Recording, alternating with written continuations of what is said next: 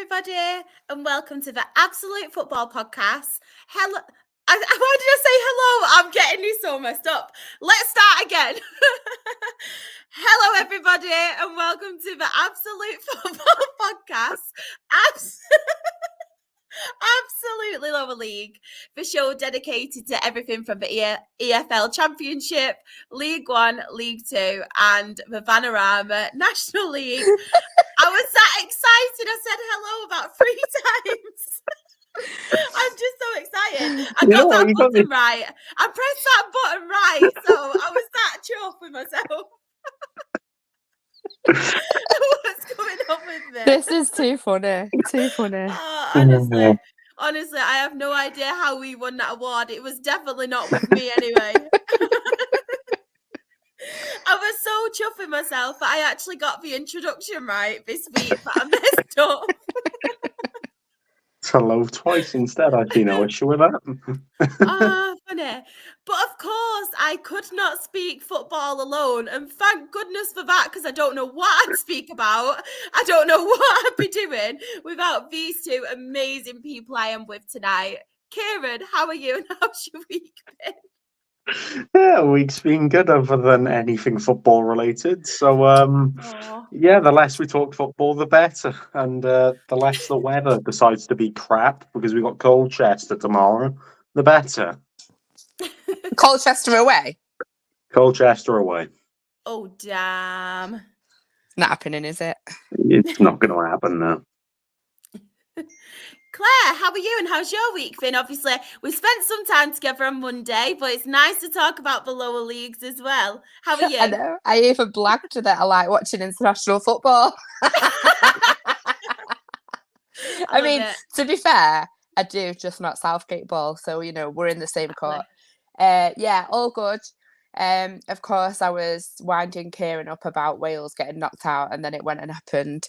And I was like, do I laugh? Do I not laugh? And I wasn't intending to like take the mick. I just was at the point where I was like, I'm just gotta laugh now. So poor old Kieran. I know. Every podcast he gets abused by us. I can tell you one thing, right? I have never been more. I can tell you one thing that I expect. I have never been more upset at the end of a football game than that game in particular.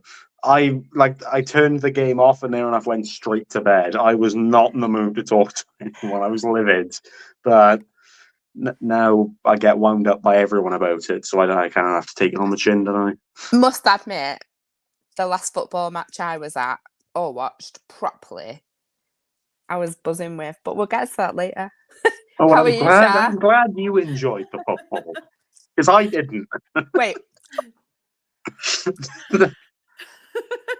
Yeah, I'm really, really good, thank you. I get to talk about, obviously, another Dale win, which I'm really chuffed about. Not looking forward to tomorrow, though. Mr. Luke is in the chat as well. I will get to everyone else. But not looking forward tomorrow. We do have Gateshead away. So I will be very happy with a point there because they are playing some really good stuff, but we will get onto it a bit later. But of course, as I mentioned, all these fantastic people in the chat. We have Johnny. He said, hey all. We have Simon, Evening Gang, Mr. Luke, Ori, everyone. Let's not skip these National League results for this week. I think we should, especially Tuesday night. I don't think you have the card prepared, if I'm not mistaken, so I think we have to skip them. I love as well. Sorry, Mr. Luke, but I just thought I would take the chance to have a joke with you yesterday and pretend that the podcast was cancelled, just to rub it in a little bit. I am sorry, but yeah, that's my sense of humour. We have got Fifey, Evening Fifey. He has put evening team from Skegness. I love it. Oh yeah. Look, he is currently singing along with the Hey Jude as he types. What's that got? Is that a football song? Na na na na na na na na na na na. Counting. There you go. I didn't even. What do I know about football? Imagine Joey Barton sees that. You'd have a field day with me with my introduction as well, wouldn't it? Mr. Luke as well. 7-1-7-1-7-1. Sorry, I had out of my system. All right. We get it. And I'm gutted that we're playing them tomorrow. I'm just glad they got it out of the system now and not against us. We have in the chat. Waistcoat ball is boring and cobblers, but I hope you're all well. We are very good, thank you. We've got Shiv, Wales are bottlers. Oh, that's not very nice. It's accurate. Sean, not Norman, not doing Wales any favours. But you act like I was out there on the pitch playing. I wouldn't have missed that pen. I'll tell you that now. Simon, I got my Wembley tickets today. The Sky Blue Army are off to Wembley. I know. Love that. We have got as well. Jonathan, hi guys. Congratulations on last Saturday, Claire. Fully deserved. Madden was phenomenal. Mr. Luke, please skip it. Oh, yeah, Paul's our Hartlepool fan. Bless him. But we play you on Monday as well, so you probably get a result against us, especially if Kian's not playing. We have got as well. There's lots of interaction, so thank you so much. Rye as well. Hey everyone, long journey from Middlesbrough tomorrow. We travel down to Southampton. How long will that take? Yeah, let us know in the comments.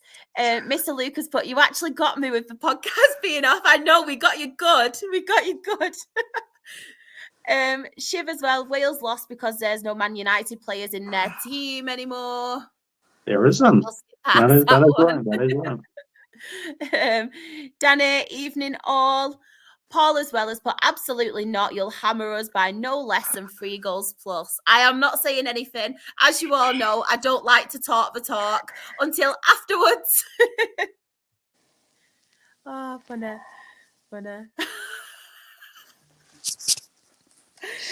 Rye has put as well. What are you laughing at? In the chat. Oh, Victoria's in. My good friend Victoria. Hello. Oh, you had me cracked up the other night, you two. I was peeing myself laughing. Oh, she's one of my close friends. I absolutely love her. She has put, just thought I'd pop in and say hello to my best friend, Char. Loving the positivity in here. Keep it going, babe. Love you, Vic. Oh, thank you so much. It's because Dale are winning. That's why I'm positive. Might be a different story next week, though. We will see. It will take about 6 hours. Coach sets off at 5 a.m. for a 3 p.m. kickoff. She's put as well, ha, ha, ha. Oh, it's Claire. Love it. Up the polls. And then as well, ha ha ha, that chat was crazy. It was. We won't get into it on here though, because there was a lot of other things being said. You should have stayed for it as well, Claire, because there was more that got added to that conversation. It was quite funny. Oh, do you know, Sam was going mad at me because he had to get up for work at like 4:45, and I was going laughing out loud for ages. I'll join tonight though. I love it. I'm not even going to repeat this, what Simon's put as well. I'll just show you, Kieran, but I won't repeat it. You know, we went on a 7-game unbeaten. We went on a 7-game unbeaten run leading up to this game. Couldn't win when it mattered, though. No, can never do that. Hey, it mattered in the semi-final. You know what? That game mattered. Actually, I would have preferred to lose that one, in all fairness. We've hurt less. Yeah, that's true, actually, in a big game like that. In the chat as well, before we move on, Shivers put, I'll stop Wales hate. On a serious note, I'm really excited as a neutral watching the lower league action. Bristol versus Leicester, Solihull versus Barnet, Rovers versus Ipswich, and Watford versus Leeds I'll watch. Ooh, love it. Is it all on TV this week? And I think there's quite a bit, to be honest. Is it on because of is there still international games going on this weekend, or is it entirely cut off from now? I think the international's over now. I'm pretty sure. Yeah, because obviously they do that 3 p.m. like blackout thing, don't they? Where you're not allowed to stream football games. But yeah, at the end of the day, if it's still international, if there's international games on, apparently it cuts it all out. I don't know. It's really weird law. Oh, yeah, but it's Friday tomorrow anyway. Yeah, and is all those games mentioned there on a Friday? I would doubt, right? Leeds We'll see are anyway. literally Leeds are just the Wales development team. That is what Leeds are now. Yeah, Vic's she's a Leeds fan, big Leeds fan, so she is sticking up for you. So at least you've got someone in the chat sticking up for you. Connor Roberts has to shave his mustache now though because he's lost the game, so he has to redo it. Shall we talk some football? We'll start with the 3 games from League One, and then we'll concentrate more on League Two and obviously the National League, because there is a lot that's happened in the National League as well. We have had somebody being promoted. I wonder who. We won't do any spoiler alerts. I wonder. No. We've actually had someone relegated as well, unfortunately. But we have got the first game in League One. Burton Albion 0, Port Vale 1. Was anybody surprised by this result?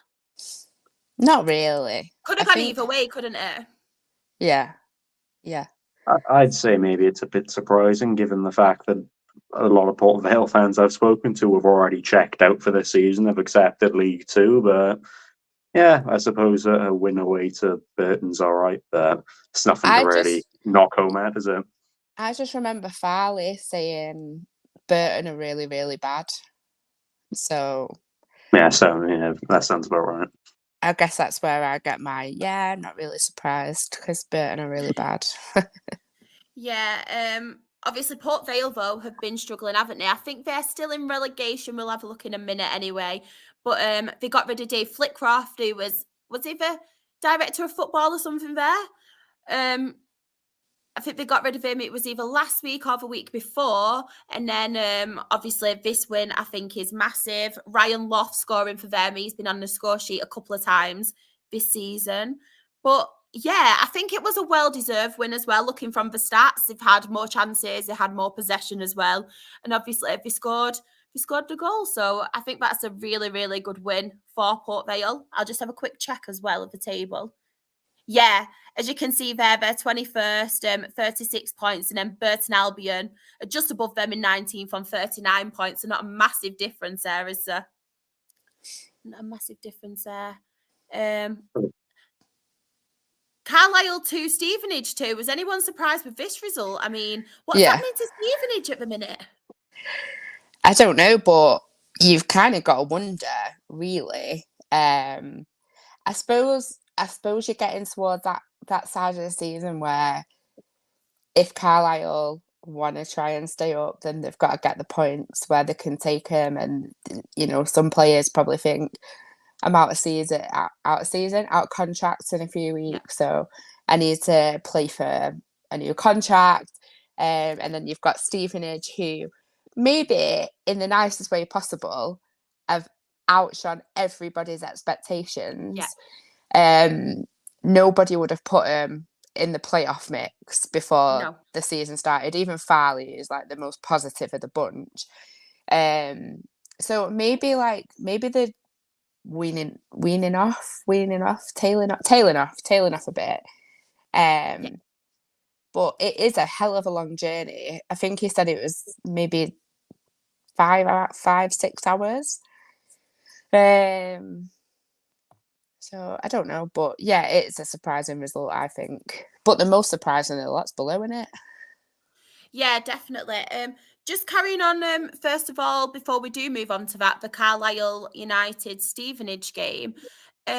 Where did we all kind of have them? Because I mentioned in the preview show, I didn't think they'd do as well as they have done so far, but I actually had them as a bit of a dark horse Stevenage because I felt like they made some really good signings compared to the other teams who did go up. They were signing actual League One players as well. And I think they've signed one or two who had played in a championship before, obviously the experience with Steve Evans. So from your point of view, obviously being in the same league as them last year, what was your expectations of Stevenage? Did you think they'd finish higher than Carlisle, but did you have them in relegation, or did you think they'd be mid-table, just above relegation? Because I'm just intrigued to know. I definitely thought they'd finish above Stevenage would finish above Carlisle. Yeah. And I suppose the biggest reason why, and I guess I've said it quite a few times probably on here, is that they didn't expect to get promoted. And I don't think they strengthened enough to even challenge in that league. Obviously, they didn't have a great deal of money. They've got the investment around about January, didn't they? So they could start bringing some new people in January. But even then, and I've said this to you as well, I feel like they were bringing in really good League Two players. Yeah. Kind of maybe a little bit of the expectation that next season they need to be competing again. And I guess that's the thing. If you get your investment midway through the season, it's a massive ask to overhaul everything completely. 100%. So yeah, I'm not surprised that Carlisle are not doing very well. But I am surprised at how well Stevenage are doing. Definitely. Kieran, what about you? What were your expectations for these two teams? I think I had actually said that Carlisle come straight back down. I didn't really think that they had enough squad depth and enough kind of quality to survive the league anyway. I don't think I put them as far down as 24th and very far out of any mix of getting out of it, but I definitely said they'd struggle. I'm pretty sure I put Stevenage like 18th or something, very, very barely surviving relegation. That was entirely off of the fact that last season they had beaten expectations again. Nobody expected them to go up, and Steve Evans, love him or hate him, he's a good manager at the end of the day, and he's able to get the points and the results where he needs to. So I'd put them as just avoiding relegation, and evidently the fact that they're contending for playoffs and we're approaching now the end of March, that's unreal for a first season. But it'll be an interesting, if they don't reach playoffs now this season, it'll be interesting to see how they kind of adapt and how they compete next season. Will they be back for it, or will it be almost a second season syndrome kind of thing? Definitely. It'll be really interesting to know as well, because they've done so well this season, what fans' expectations Stevenage fans will be next season. If they are confident and think they will manage to get playoffs or maybe push on, or whether they'd just be happy to kind of have quite a decent season in League One. It is quite strange now, because obviously not expecting to be that high. And then obviously, then you think, oh, we can actually do this. I wonder what their expectations would be. I don't know. Would it be potentially? I mean, you maybe look that the league will be slightly weaker next season with the fact that Portsmouth and everyone will be out the division. Will they be able to actually have a more balanced playing field and compete for it again? I mean, I don't know. I think they definitely have the ability to challenge for it again. They've shown it this season, but it's all about whether they, I suppose, next season think, oh, we got so close but missed out, and they almost have a kind of a shift in mindset that they're worried that they won't achieve it again, and then it kind of slips down. So there's many ways it can go next season, and there's still many ways it can go this season. But definitely, yeah, Stevenage are an interesting side, aren't they? You never expected them in this kind of division, especially when you look at where they were 2 or 3 years ago. You wouldn't expect them to be playoff contending in League One. Yeah, that's very, very true, actually. Because if you go back literally 2 years, they're in the relegation zone, weren't they, in League Two? It's crazy. Didn't they only survive because it was the COVID season and it came off of like points per game or something along those lines? No, I think they did just about stay up, didn't they? Because it was the year that we were getting promoted. And that wasn't COVID year. But maybe they did before that. I think it was the season before, that they stayed up on the points per game, because wasn't that when Macclesfield got kicked out of the EFL? Wasn't it that season, if I'm not mistaken? I'm pretty certain it was. Yeah. Pretty certain it was. Just go back to the chat as well. We have got a lot in the chat, so I will let you guys have your say. We've got our very own Sam, bless him. He's put, hey team, hope you're all okay. Been to a works leaving do, feeling sad, but you wonderful people are cheering me up. So sorry you're feeling sad, Sam, but I'm pretty sure we will cheer you up. I'm losing my voice now, so my Marge Simpson voice is coming back. So I do apologise. We have got Nick as well. He's put, rest in peace, Larry Lloyd, a miracle man who gained his wings, former Bristol Rovers, Liverpool, Nottingham Forest, Coventry City and England. And he had 4 caps for England. That's so sad. Rest in peace, Larry. Aww. We have got Sean as well. Northampton, denting Derby's promotion hopes, things you love to see. And Sonny Bradley seeing red. From what I've seen, Bradley has been a liability for Derby. We will get onto that in a second. We have got Chris as well. Hello, guys, it's Chris. Or you know me as Spenny fan Chris here. How are you all? Saw a crazy game on Tuesday night with Spenny Moore. I can't speak today. I think it's my Marge Simpson voice putting me off versus Comfort. Paul has put 100% Claire. I would have thought Stevenage would have struggled. We have got Stace as well. I won't read it out loud. But you are right. You are right. She has got that bang on. Oh, she's not wrong at all. Hit the nail on the head there. We have got Mr. Luke as well. Northampton winning against Derby, of course. We completely agree. What a result. Sean has put as well about that. Also, Steve getting about Stevenage. Also, Steve getting an extended touchline ban, which means more time at Crest. I'm pretty sure. Do you know what? That's actually dead funny, because just as I was about to take Daisy to bed, she went, sausage roll. I don't know where it came from. She had one of them. The thing is, I'm pretty sure Steve Evans got this touchline ban for being on the touchline after he had a touchline ban previous. So I'm pretty sure he's kind of overriding the bans by going on the touchline.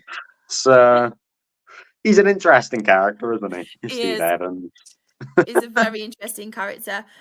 Just going back to the Carlisle one, Paul has mentioned, in terms of Carlisle, paid for Luke Armstrong in January, hasn't done much, possibly a flop signing. Do we agree with that?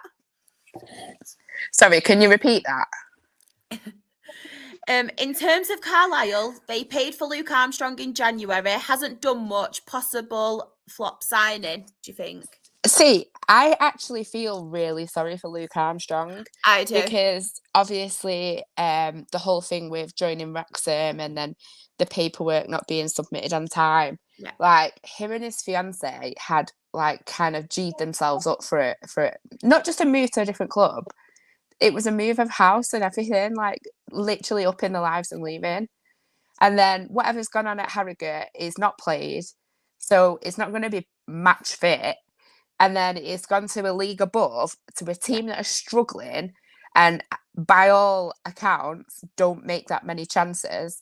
So he's not playing in a team that's going to benefit him right now. But I do think that he will be good for them next season, when undoubtedly they will be challenging at the right end of the league.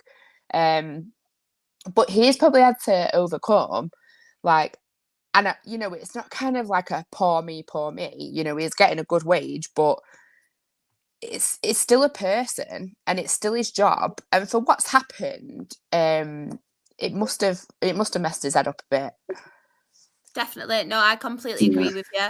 And as you said as well, Claire, as much as he is struggling now, I think next season, when it's looking like they are going to get relegated, when they do go back down to League Two, I think he could have a really, really good season. Massive season for him. Danny's agreeing as well. So just spot on. There's a lot of agreement with you tonight, Claire. Yeah. I'll take it. No, he's a fantastic League Two striker, isn't he? And he proved that for what was a overall poor Harrogate side, not this season, but the season gone last. Evidently, he's going to do really, really well next season. But I think most of the comments on what Carlisle's January business was that it's almost a transitional signings, and these are signings that will do really well in League Two next season and will be able to build really well. So again, you know, he had the absolute nightmare of, I believe it was Milton Keynes he was going to move to, then it was Wrexham, and that all we were in the mix as well, because his dad Alan is an absolute massive county legend, and it was all like, you know, being spoken about like that. And he was like, I don't want to go to Stockport where my dad's a legend in case it doesn't work out. And his dad was like, I'd love you to go to Stockport, trying to talk him into it. supposedly. no. But he's a very good player, and I think, get the pre-season under his belt. It's, it's a fresh season, and just I think he'll go and do well. He's a very good player. Definitely. Just finishing that conversation as well, Mr. Luke put, Luke Armstrong was a baller for us when he was on loan with us back in 2018. I'm sorry, I swear every single footballer on the planet has been on loan at Gateshead. I'm surprised Mr. Luke remembers that when he was about 12. And that's not even an exaggeration. He was about 12, 6 years ago. Paul has said as well on this conversation, I'm happy to be proved wrong. What's that about? He was the one who mentioned about Luke Armstrong. Oh, right. He asked the question. Yeah. Just moving on as well. Northampton 1, Derby County 0. Was anyone expecting this result? No, but what an amazing result for Northampton. Yeah. You'd be thinking, there's a month left of the season, pretty much safe now. I think. I know they'd been struggling a bit at some points, but I think that probably pretty much keeps them in the league for next season. I know there's a few more games to play, but that should give him a bit of a boy, shouldn't it? A boy? A boy? Good boy. Definitely. What did I mean to say? Because it's not a boy. We'll just say it. It can be our new vocab. Develop new words on this podcast. Yeah. Man. Sam Hoskins scoring as well. What a legend. They're like well away from the relegation zone now, aren't they? They are. Aren't they top half? No, look, for 11, top half. They're top half, yeah. Hey! Capital letters. They're in capital letters. There we are. But Sam Hoskins as well on the score sheet. I always mention him. He's one of my favourite players I've watched for the opposition team. Very good player. And Derby actually had a man sent off, but nothing to do with obviously them losing, because it was in 90 plus 10. So it's not as if it made a difference. And then that, just capped the day off nicely, I'd imagine. Yeah. I was just looking at the stats as well on my phone, and Northampton only had 38% of the ball. They created 10 chances to Derby's 14, so not too bad chance-wise, but from the possession and stuff, as we always say, you just need that goal, don't you? It doesn't matter about all the stats, just that one goal. Yeah, well, I'm going to get you to look at the stats of our game in a bit. Yeah, man. Honestly, you'll be shocked. I'm looking forward to it. So League One, we will move on from them in a minute, but we will look at the table. So top of the league, we have Portsmouth on 83 points, Derby a second on 78 points, Bolton a third on 74 points, Peterborough are fourth on 71 points, Barnsley are fifth, also on 71 points, and Oxford are sixth on 63 points. In relegation, we have Port Vale, who are 21st on 36 points. 22nd, we have Cheltenham on 35 points. Fleetwood are 23rd on 34 points. And then bottom of the league on 24 points, bless them, is Carlisle United. They can't be far from being confirmed down now. No. Aren't they two? It looks like they're, two losses off being confirmed to go down. Yeah. Yeah. I think Cambridge are really struggling as well. They're not having a good time at the moment at all. Still time for my Cheltenham prediction to be proved right as well. So if they win that game in hand, you've got 38 points. Points in it. Yeah, it's very tight that, the 19 downwards, isn't it? But you've got to say now it's Portsmouth to lose, isn't it? What I am happy about as well, obviously just on the relegation battle, there's a bit of a cushion now with Reading, isn't there? And I don't know if any of you saw it as well, but there's some potential fantastic news for Reading about a takeover. So hopefully, fingers crossed, things are on the up for Reading, because as we've said time and time again on this podcast, it's so sad to see, isn't it? But hopefully they are on the up, and then you never know what may happen next season. I know it takes a while to go through and everything, but yeah, just a bit of positivity coming from Reading. Wolves fans really do deserve it after what they've been through. So much. I know. I was so happy when I saw it. I was like, yes, because when obviously the news were broke, which I will talk about more in the National League, about us and our potential takeover at the beginning of the week, I felt so sorry for Reading fans, and some Reading fans were like, I'm really happy for you, but I'm so sad because we don't seem to be catching a break. And then I actually tweeted this one fan and said, it will happen. I said, just keep believing. And then it obviously is. So I'm really, really chuffed for them. Really chuffed. Just going back to the chat as well.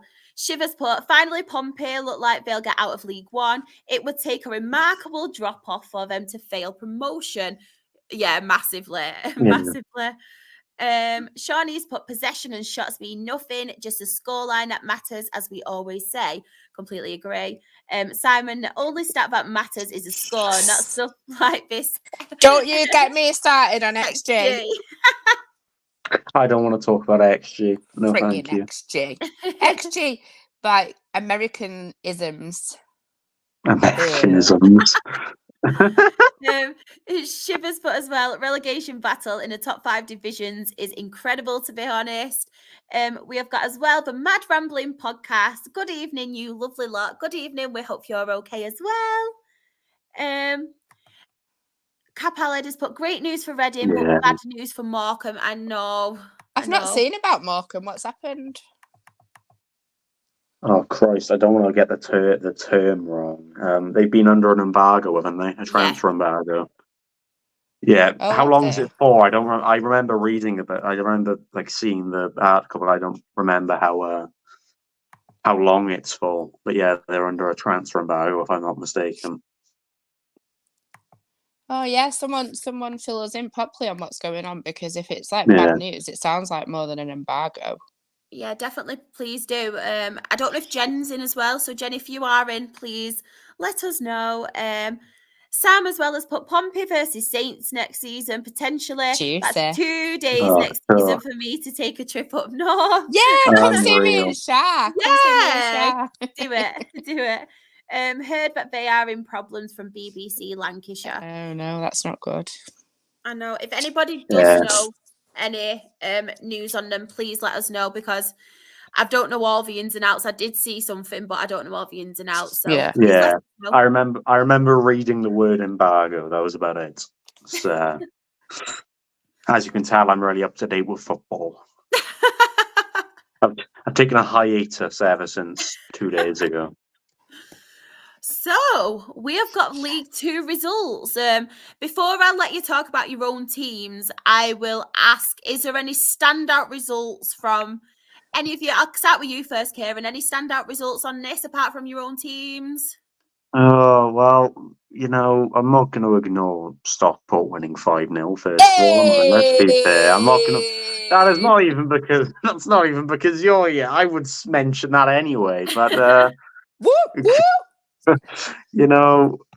unreal, isn't it? And didn't you have 5? If I'm not mistaken, didn't you have 5 shots on target? Scored every single one of them. Not only 5 shots on target. It's not like that, wasn't it? No, we had 30% possession, but our manager said Milton Keynes are a very possession-based team, so our game plan was to always let them have a lot of possession. But I'll tell you properly about that in a bit. Do you know what, Claire? You can talk about it now. We will let you have a moment. Because we're on it. We'll just talk about it. So, 5-0. I definitely didn't expect that one coming. I was quite nervous going into it, because there was the potential that if results went against us, we could have gone into 4th. And after being top of the league for 4 months, the thought was just no, I can't bear it. We had obviously a late kickoff as well, so I was like, let's take Daisy out, like waste the day away a bit. And then the day out just was a disaster, and I was like, oh my god, what more can happen? But yeah, obviously the football the football cheered things up a bit. We had 36% possession, we had 10 shots, and we missed 4. Divided by 2, it's fine. We missed 4 big chances though. How mad's that?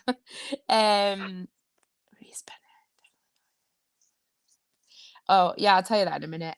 So leaving him in suspense. I hope you have seen the first goal. So what happens is I've seen it. The keeper is running for the ball. Callum Camps gives it up. It's like the keeper's getting there. The keeper just parries it like into him. And so he like megs him and scores. But it was just like the most bizarre thing, because even watching the highlights, all sorts, you're just like, what the hell is the keeper doing there? But we'll take it. And then not too long later, like 5 minutes later, Camps actually was an assister for Madden, and the ball that he played through to Madden was inch perfect. It's just Dale. yeah, well, he's played so well since he's come back from injury this time. It just, yeah. I like then I do. Just before half time, when you kind of get to the point where you're like, okay, like we're going in 2-0, fantastic. Tanto scored, which was his 19th league goal of the season. And considering he frustrates the hell out of our fans, mostly because he misses so many big chances, like how crazy is that? Like, he scored 19 goals. So yeah, he put us 3-0 up at half time, which just, yeah, we were all like, what the hell, shell shocked. And then the 4th goal was definitely the pick of the lot. Connor Lemonhay Evans, who my friend Angela nicknamed Lemon Sherbet because she forgot his name, so we call him Lemon Sherbet. Lemon Sherbet scored an amazing goal to put us 4-0 up. Sorry, I'm just thinking out loud. I do love a lemon sherbet. Yeah. Lemon sherbets are really good. I'm dreaming about them now. I do love a sherbety sweet. I do. I do. Mm. I recently as well. Do you love a sherbet? I recently bought 4 fizzy sweets as like a fizzy sweet exploding blah blah blah challenge off TikTok shop. 4 sweets was £4. And then me and my friend bet each other a £5 that we couldn't keep it in our mouth, and I was like, do you know when your tongue feels like it's cut open, and oh god, it was awful the next day. Should we do a live one on here? We'll all get them and do a live one on here and see who wins. That could be comedy gold. Yeah, let's do it. Let's do it. That'd be unreal. I'd love that. Yeah, we'll do it. Yeah, but anyway, Neil Byrne in the 95th minute put us 5-0 up. That was a rebound, and he's just stuck it in. Stuck it in, that's what she said. I knew you were going to make the joke. That's why I started laughing. I was waiting. I know. So yeah, a nice 5-0 win to keep us in second. So now we are obviously. I'm hoping that's Mr. Luke tomorrow. You can eat a sour sweet. Yeah, we're now still second in the league. 7 in the goal difference between us and Mansfield, but we're 2 points behind with 2 points behind them with a game in hand. So our next game tomorrow is against Forest Green. We are leaving at 9:30 in the morning.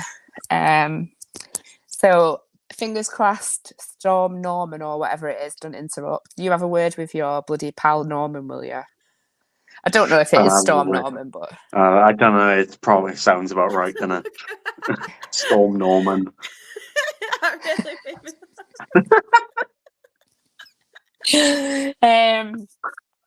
But yeah, it was so nice because we've been struggling a bit recently, and even though we've been drawing, we've not been picking up. Oh fucking hell, that's not good. Bad idea, awful idea. We'd won 1 and drawn 4, so it was like we're 5 games unbeaten. Yeah, but we can't win and we can't score very many. So it was good because, whenever it looked like Milton Keynes were going to score, like Ben Hinchliffe was there to stop him. And obviously, of all teams, and I'm sorry if it's here, I just hate Milton Keynes. And I'm really, really glad that we built Milton Keynes. Please, can we bring up the I don't remember his bloody name now. We did the Matchday vlog of the game and he was out the 4-0. Oh my God! Have you seen that Matchday vlog? Oh, it is. I'm sorry. I've watched it so many times because it is comedy gold. I've been missing for a few games because, I've been watching Arsenal. It just proves the point that nobody's born a Milton Keynes fan. No, he got like all of his facts wrong in the video and stuff as well. It was unreal. It was like, oh my God, we can't be getting beat by these. Mate, we've already beat you once this season. Cheers for 6 points. The best bit of news though for me this week is Sars is back. Kyle Noyle is back, ready for tomorrow. And Louis Barry's back! Louis Barry has been sent back by Aston Villa because he's ready to play! I love it. I love Louis Barry. Operation Win the League's back on. Louis Barry! We love Louis Barry on this podcast. So if you don't like Louis Barry, get out the chat. Get out of here because we love him. Just in case anyone doesn't know, the reason that I love Louis Barry is not entirely down to his football. He's a young footballer who enjoys what he's doing. He's always got a smile on his face. He's always ready to play with little kids. In the warm-ups, he'll go and kick him a ball for him to head back or whatever. He's always smiling. When he wasn't playing for us once, he walked past all the fans. He just grinned his way past. I've been in hospitality with him. Not with him, but I was sat near him. And he was with his mum, his dad, and his sister, and he's just so happy the whole day that he was there. His family were really happy. They were dead proud of him. And this is while he's been injured. He was just happy. And kind of like, especially now with my mum, like it's the kind of influential person that you want your little kids to look up at because in an increasingly negative world full of poor mental health, to see people like that who are just radiating happiness, radiating loving what they're doing, like it's just lovely. And whether he's playing for us or he's playing for someone else, the world should be full of more people like Louis flipping Barry. I love that. But I'm just, if he's on the bench tomorrow, if he's warming up, there was a video of him running out onto the training pitch and I nearly started crying. Yeah, he did. You did, Should we have one more sing song? Go on, Claire. Louis Barry. Louis Barry. I just feel like, kind of, as I've said, that it's, in terms of like bad mental health, it might be the point to talk about something that Aled tagged us in today. Yeah, 100%. Because there is a fan called John Bell who is a Mansfield fan who is currently walking the 140-mile journey from Mansfield to Wrexham. It's been backed actually by Ryan Reynolds, and him and Rob McElhenney have given quite a large donation to charity. So in 2020, age 15, he lost his son Jake. And since then, he has co-founded a charity called Walking for Hope. And he's raised money in awareness of mental health issues. Obviously, he set off on Saturday with the aim of walking that distance for Friday. So he's wearing a bath, okay, and the reason that he's wearing the bath, or carrying the bath, sorry, is to represent visually the unseen burden that people can carry when they're struggling with their mental health. So to be walking 140 miles anyway is pretty astounding, but to do it carrying a bath is absolutely mega. But I really love, like, there's a load of like rubber ducks on the rim of the bath, and each of those rubber ducks represents a loved one whose family are being supported by the charity that is set up. I think it's obviously something amazing to do, and it creates a legacy for his son and for other families who have been in that point of struggling. But the bath is a good representation of how much it feels like you're carrying when you're struggling. And I guess he's putting himself through that physical anguish to kind of raise that awareness. And I guess that the main point is he's raising awareness that it's okay to have poor mental health, but you need to seek help. You need to speak out about it. It's good, obviously, that there's families that can be supported like by charities like that. But it's obviously a sad cause. But what a guy! Fair play to him, and obviously we all wish him the absolute best as well. Hope to see some videos. Maybe Shara will tweet out a link as well if anyone wants to read up about it. Yeah, definitely. I will definitely send out the link, and if anybody can donate as well, that'll be amazing. But we know how obviously hard it is. So anything you can retweet of it, even a retweet. Raising awareness, absolutely anything, please do, because what an absolute fantastic cause, and everybody in the chat as well is behind him. Aled as well has put what he's doing is brilliant, and thought it was a good thing to make you guys aware of it. Yeah, 100%. Definitely. 100%. So we will send a link out. I'll do it on the podcast page, and I'll do it on my own personal Twitter as well, so you can all see it. But what an absolute gem of a person. Yeah. Just to cheer up the mood a little bit before we move on. Da, da, da, da. Louis Barry. Da, da, da, da. Louis Barry. There we go. Shivers put as well about, on this podcast, as much as we're all fun and stuff, we do like raising awareness of things going on in life.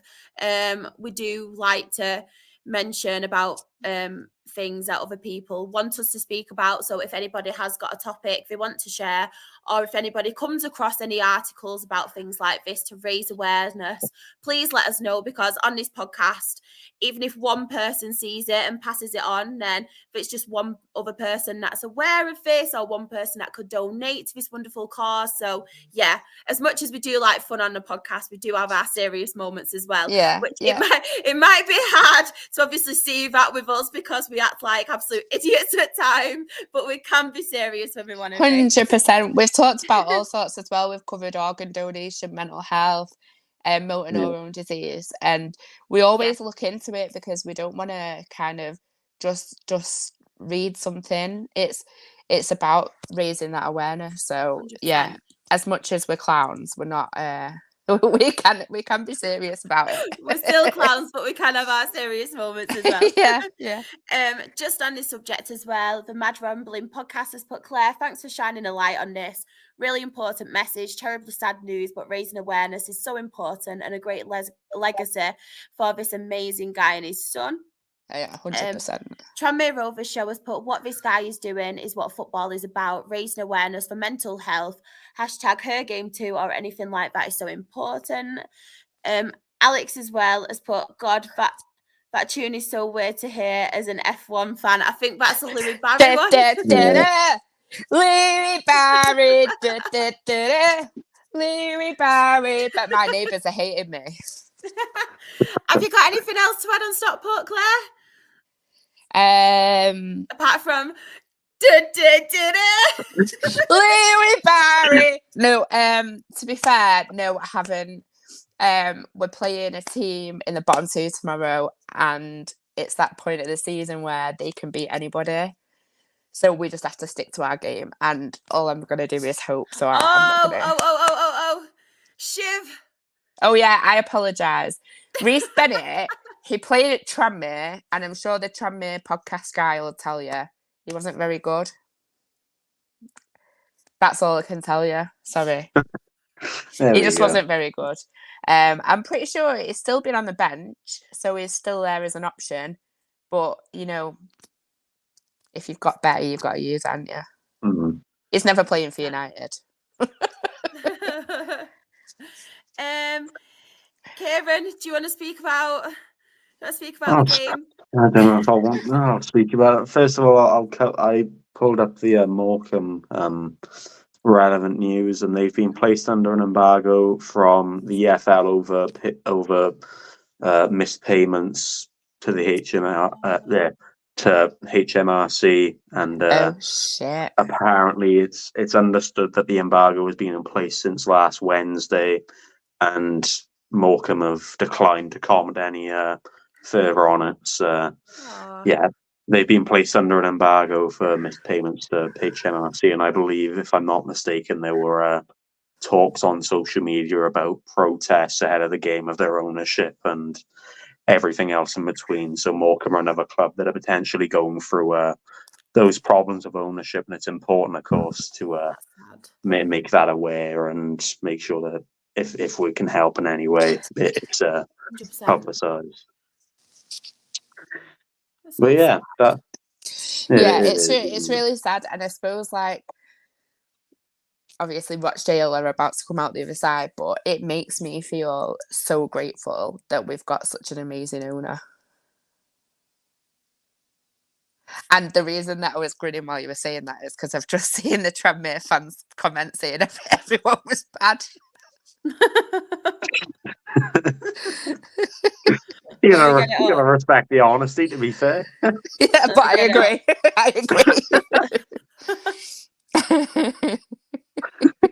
That's the comment Claire was laughing at. There we go. He's also added to you as well, Kieran. He has put, Kieran, I'm sorry for the last week, mate. I hope you batter us when we come, Rodney. We deserve to after losing 3-1 at home to Crawley.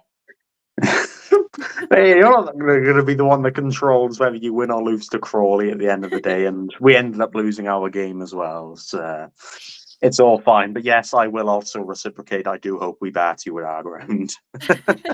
A few million quid, you're probably 999,000 off the mark. You have now, Claire, but hasn't always. Yeah, exactly. Yeah, 100%. Yeah. Just before I ask you as well, Kieran, I just want to speak about this, what Drisha has put. She's put the March of the Day was at the weekend, just gone, and the team raised so much money for the Derby Rimmer M&D Foundation. So many incredible people walking from Bradford to Liverpool over 3 days. That is honestly absolutely brilliant. Wow. I saw a lot of stuff about that as well. And we actually came to Rochdale and had a stop at Rochdale, which was fantastic. And I think we got some pictures, and the club official Twitter and social media page put that on. So yeah, absolutely fantastic by them. Kieran, I will let you have your moment. It's all nice. It's all nice, positive news, though, isn't it? It's all nice to read about these kind of things and the causes that are being shared. But yeah, I'll talk about Barrow Newport. I mean, there's not much I have to talk about in terms of the game. I thought it was too. Don't even talk about playoffs anymore. I don't want to talk about playoffs after 2 days ago. No more. Automatic promotion or nothing. But so in terms of the game, admittedly, two kind of poor outfits. It didn't really look like you have one team in the playoffs. You have one team contending for playoffs, and it was ended by what was that's a good dog. That's a pretty dog. I like that dog. I used to have a dog like that. You're welcome. Say hello, Teddy. Oh, Teddy. I used to have a dog called Teddy. Well, not a direct dog. I'm getting a different distracted. voice, Claire. Hi. Hi, Kieran. Hello. Hello. Everyone says hi, Teddy.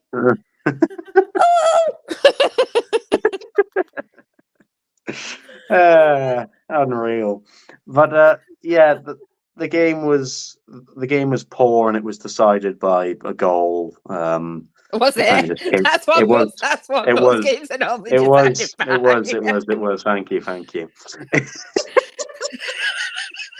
You know, I say these things, and after I say them, I'm like, oh God, Claire's going to make a bloody comment about it as I said it.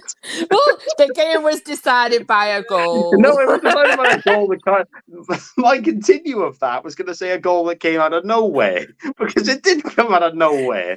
There were comments on the radio about how the wind and everything affected it, and that the wind wasn't benefiting us, and all this stuff, and all this and all that. But nah, I mean, what? You still have to carry on for a minute. I need to go to the toilet. Go on, Kieran. Tell us about the goal. It was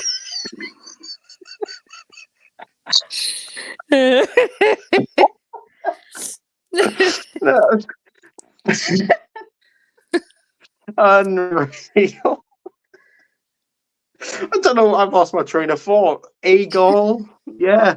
We conceded a goal and we lost. Oh my god!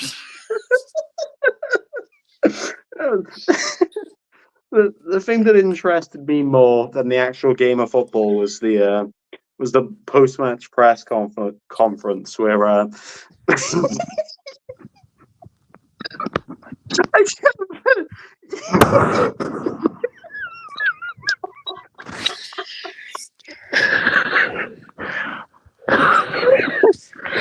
right. Straight from the Michael Owen School of Football Punditry. The game was decided by a goal.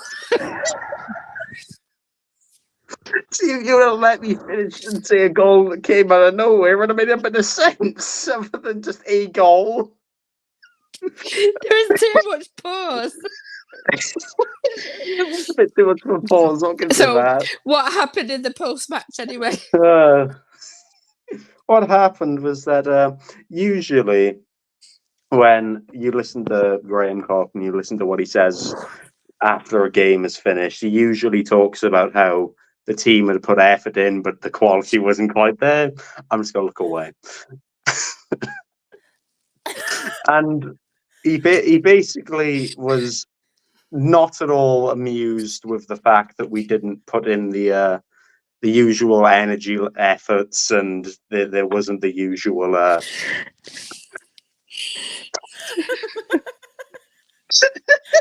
are we laughing at? Basically, for once, he very Teddy!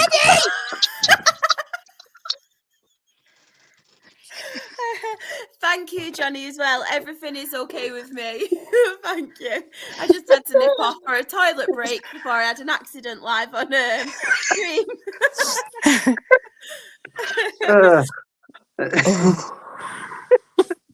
Unreal. Was he pleased to get the deciding? He was not pleased that we didn't get the deciding goal. The thing that he wasn't pleased about, he usually credits us for putting the usual kind of energy there.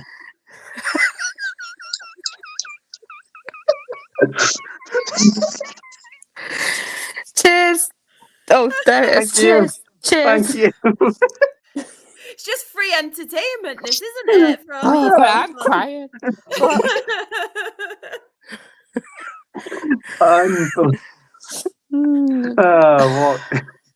Poor Kieran. Poor Kieran. When you listen back to my analogy of saying the game was awarded by a goal, you won't be saying poor Kieran. This is my impression. The game was decided by a goal.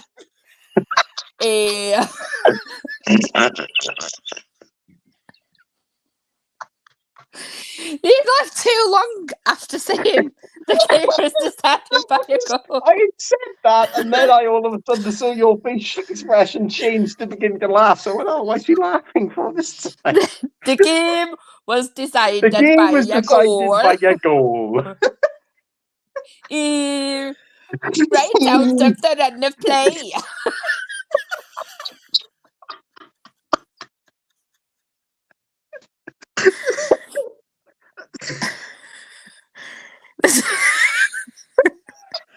I'm crying again. Right, I'm just going to pause myself while I get myself over this little moment because I've actually gone really hyper.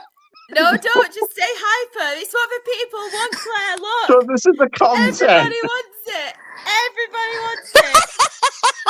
Look, everyone. They are loving it. They are loving it.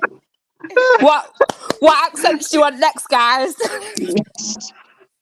My name's Matt Farley! Oh, should we do everyone on the podcast? What about Ant? What do you want next? I don't really know, but Sunderland are not very good at the moment. Oh, man, everyone.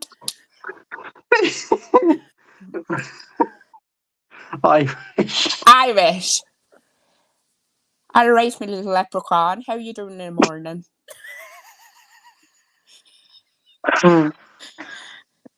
Right, anyway, can we get back to... Can we get back where the game was decided by a goal? Start at the beginning of Newport again, because I've not listened to it. You need to say what you said, though, before, so we can all laugh again. Oh, do I need to say it really quick this time? All right. We'll get through it this time. I'm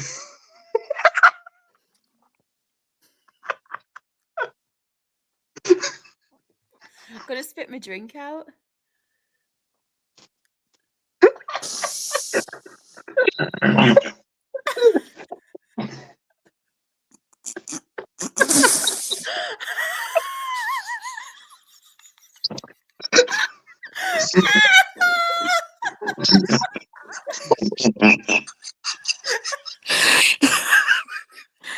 Oh my God, can't go.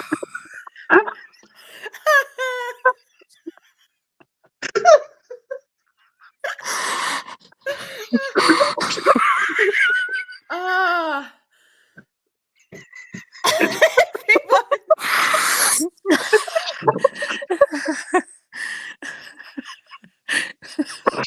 I don't even know. I feel sorry for everyone who listens to it on audio. Imagine you're not actually seeing us. You just was absolutely peeing themselves laughing. Oh God, I'm literally crying my eyes out laughing. Yeah, apologies to anyone who has. No, I don't apologise. Welcome to the madhouse. You're back and welcome. And hello. Oh God. Alex, but my head is hurting from how much I'm laughing. I'm glad you're all having a good time, by the way. Composure. We love to make people smile and laugh. That's what we're here for. Yeah, if it's not many games, but we're going to be until midnight just with us three. Claire's face.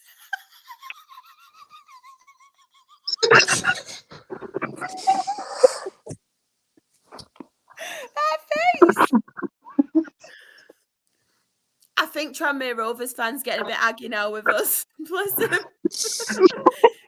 Compose. Who would think I'd be the most composed one out of us all? I'm usually the worst one.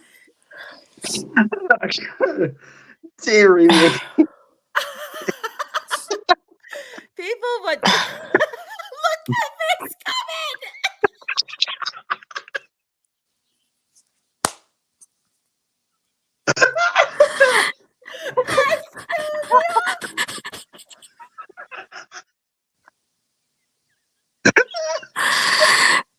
All right, stop making me laugh now because. Right. Oh, this really made me smile. My fiance was asking me why I was crying with laughter, and I told her I was watching my favourite podcast. Love that. There we go. Love that. See, it all works out nice and happy in the end. What doesn't end nice and happy in the end is Newport County versus Barrow. And the reason being, we conceded a goal that came out of nowhere. This is what I should have done originally. So, within...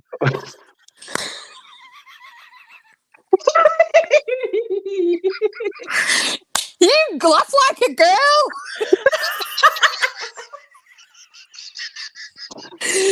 I'm sorry. If you've ever spoken to Stace, she'll always mention when anything of my name is mentioned. Oh yeah, he laughs like a girl. Him. There's many a times on like Newport EFL highlights where I'm running past the like GoPro and mics and I'm crying laughing, and you can like hear my I'm very distinctive and very unique in that way. Right, carry on. All right, so yeah, as I said, it was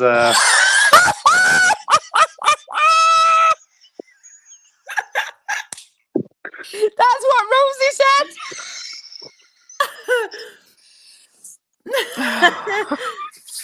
Right.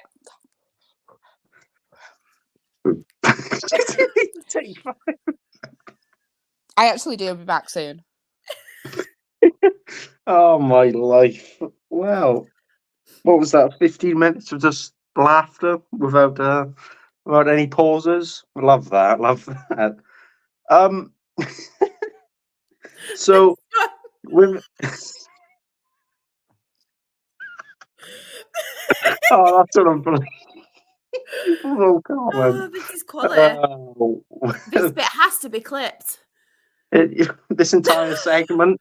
I don't know if you can upload 15 minutes onto This'll be. Do you know when Sam clips like so much like a topic of conversation that we've said on the podcast? It'll just be this mad 15 minutes. It literally has been 15 minutes. Oh. Literally, like I'd started it by going, "Oh yeah, the game." I wasn't going to talk about it too much, but evidently I haven't, because not much went on. It was two poor sides that was decided by arguably a windy crap goal that came from nowhere. So, admittedly, I'm not. You don't get exactly. You won't get this on BBC and all that other lovely stuff. But yeah, so the thing that kind of caught my attention more than the actual game itself was, one, the fact that results, if you want to talk potentially still playoffs, one, the results went our way in terms of we didn't get pushed too far back.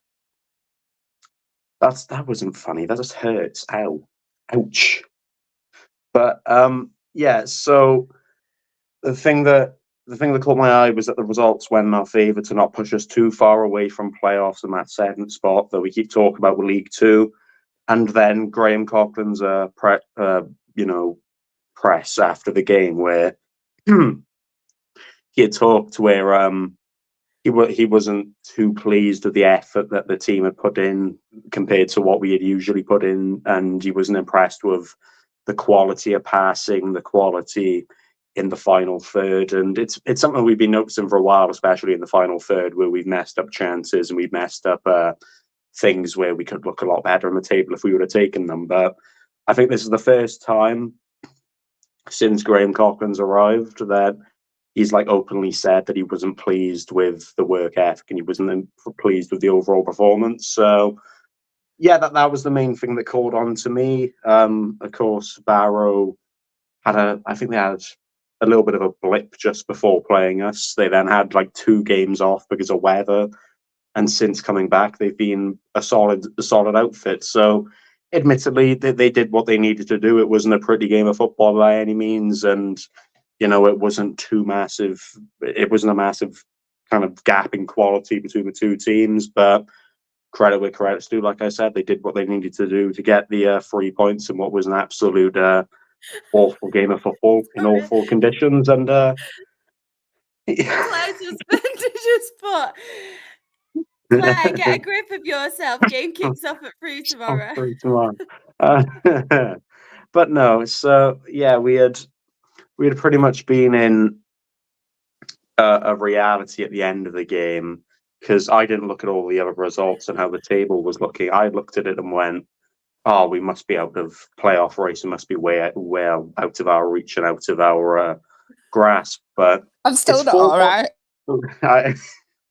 Believe it or not, it's still 4 points, and of course we've got Colchester tomorrow. Should it stay on, I don't know if it will, given their evident publicised pitch and how poor it is and how poor conditioned it is.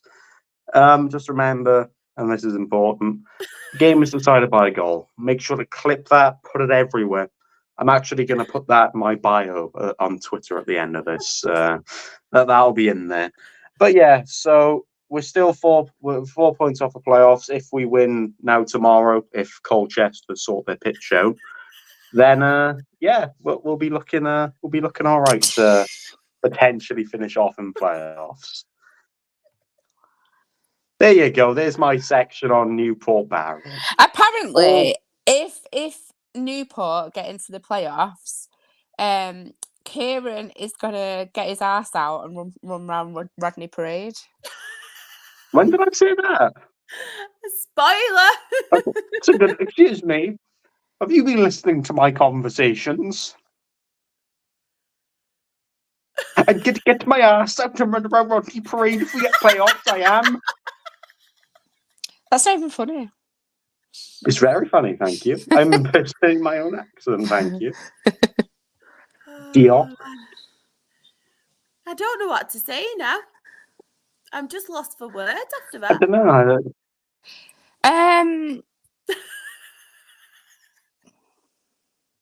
Look, you always know when I want to laugh because my nostrils flare. Yeah, we do. I've noticed. Let's do it again. Everyone, you can tell when Claire's gonna laugh. Look at her nostrils. Ooh.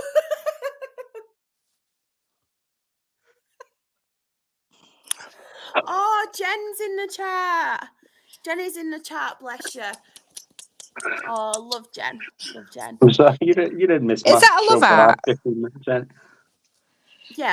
Jen, fill us in on what's happening with Morecambe, baby lamb. Yeah, definitely. And also, if there's any more League Two fans in the chat, which I know there is plenty of you, please send your match analysis in of your team's games, obviously, at the weekend. So, Mansfield won, Colchester won. Did anybody expect this result, or did you expect a Mansfield win? How good was... Shit, what's he called? Townend? Town...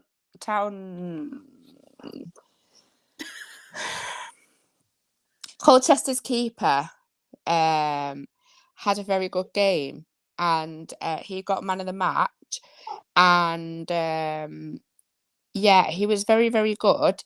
Made a few incredible saves. Goodman.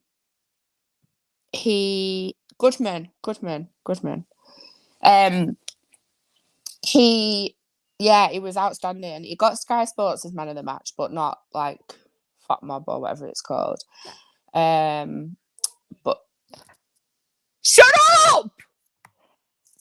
All the Canaries, Sam going, Goodman down the stairs. Because it must be a bit behind. Sorry, everyone, if you hurt your ears. I know. Popped me up. Yeah, I think Mansfield are exceptionally good at not losing. And I think, who do you support? Newport. Yeah, That's our keeper. Oh. The one that winds you up because he time wastes after 2 minutes. Silly little shit. But Goodman, it concerns me that Goodman, was that his name? Yeah. Woof, woof, woof.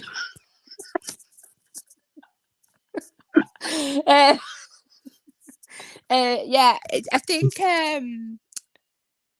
this is my ADHD, by the way. I apologise because it is what it is. I don't apologise at all. I don't apologise at all. Sorry, not sorry. Yeah. Sorry. Yeah, he was really, really good. Made some great saves. But also, Christy Pym kept Mansfield in it a couple of times as well. especially near the end of the match, because Colchester could have gone 2-1 up. But before that, definitely Colchester's keeper kept him in it a few times. I think Mansfield always have a lot of possession, but I thought on the balance of what I saw, admittedly only saw the second half, I thought it was a...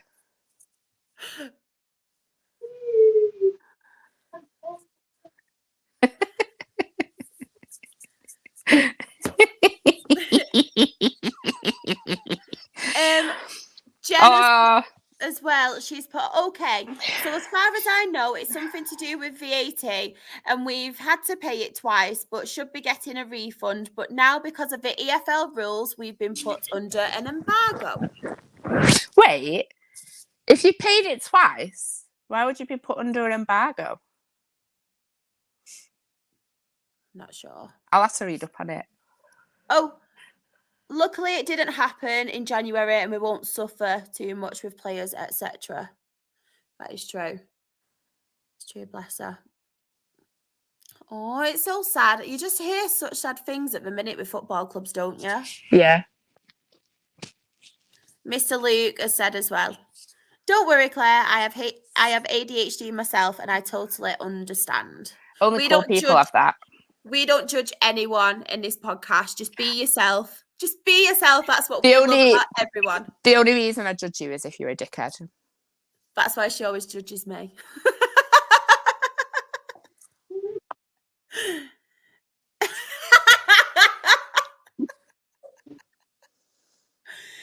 Jenna's put as well, I have no idea. Our chairman put a statement out. I'll tag you in it, Claire.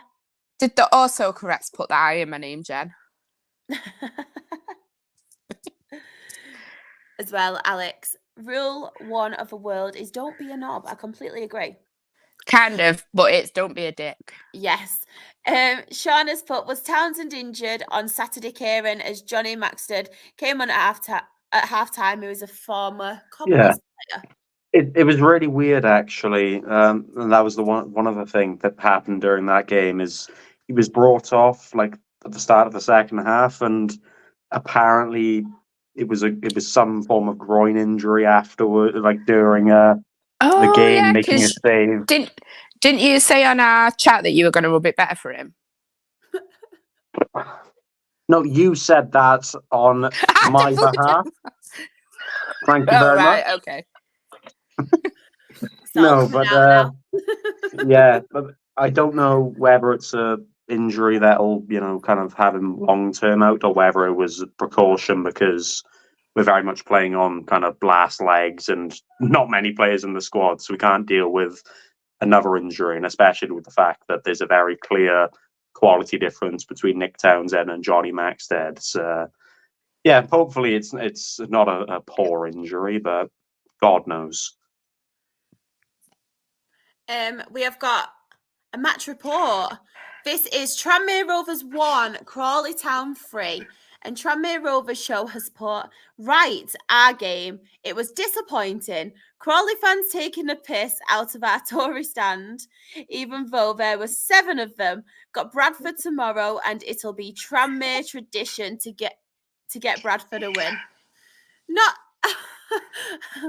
doesn't sound very promising, that, does it? Especially given the fact last week I was being told about how Tranmere are on their way for Newport. So I know. Yeah. What a difference a week makes, eh?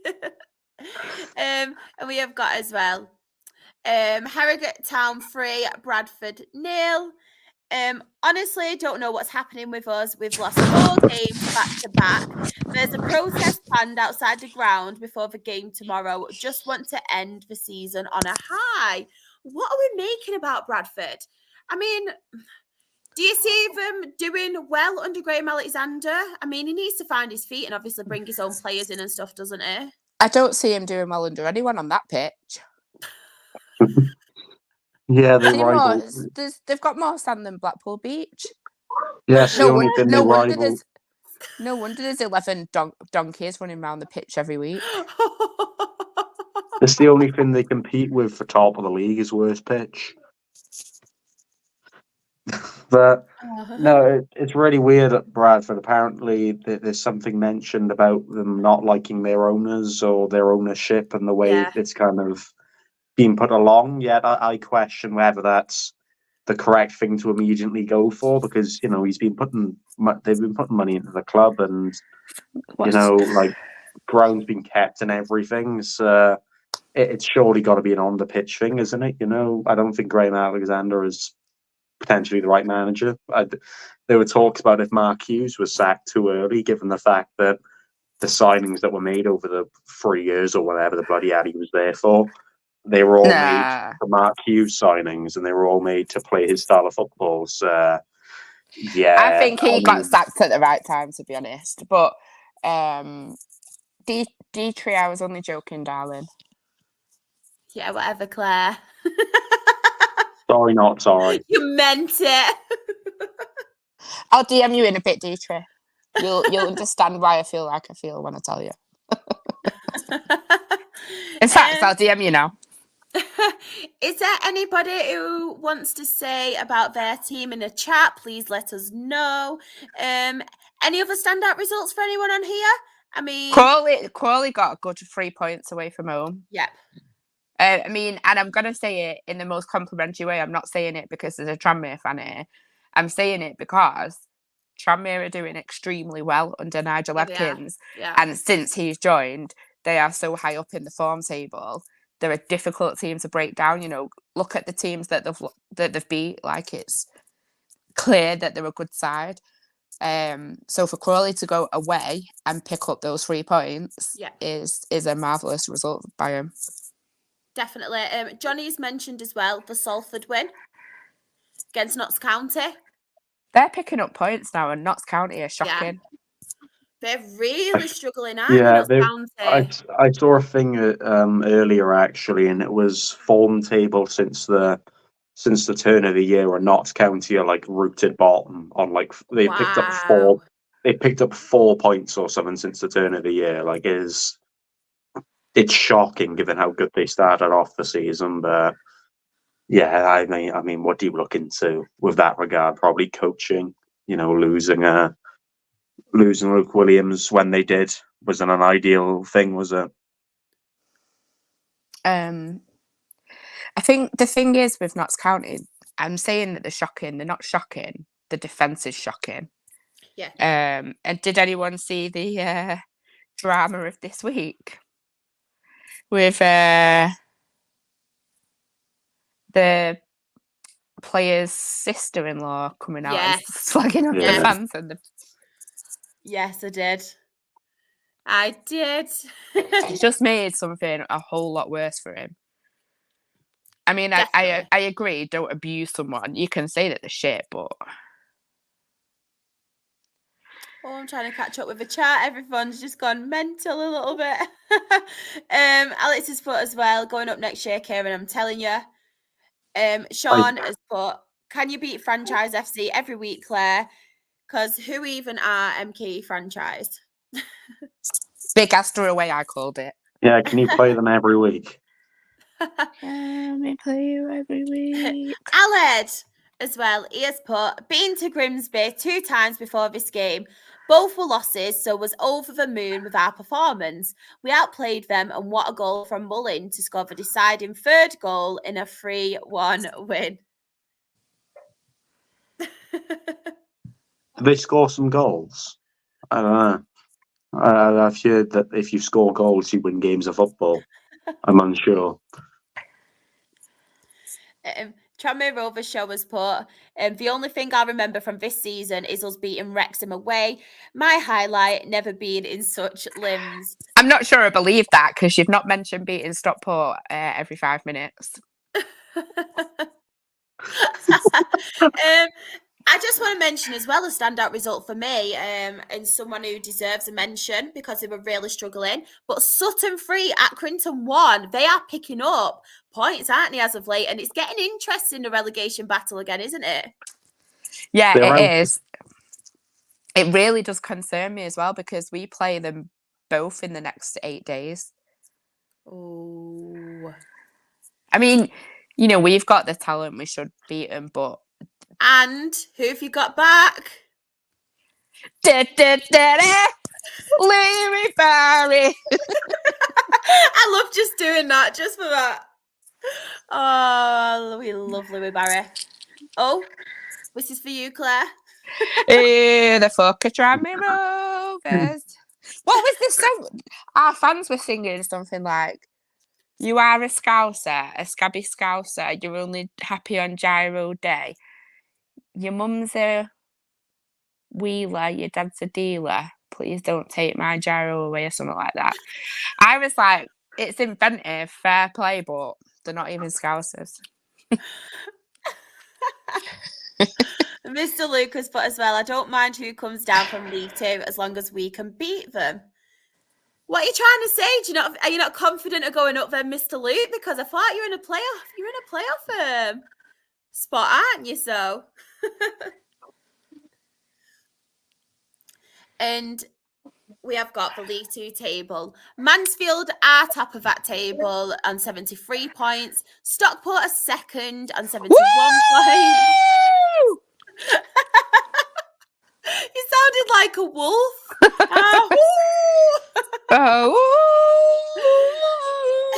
Win away. Eon bomb away. Win away, a win away, a win away, a win away. Win away at Forest Green. Win away, win away. We're the county, the mighty county. We always win away. Apart from when you go to Newport. I come home on crutches instead.